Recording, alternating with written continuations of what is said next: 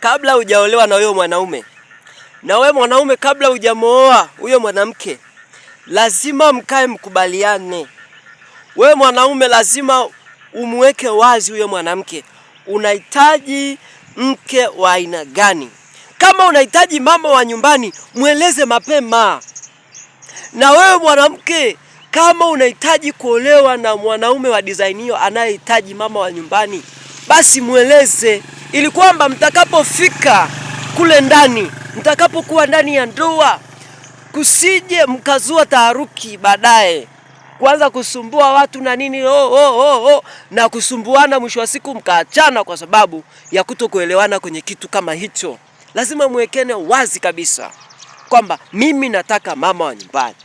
Mimi nataka mwanaume ambaye anataka mwanamke ambaye ni mama wa nyumbani.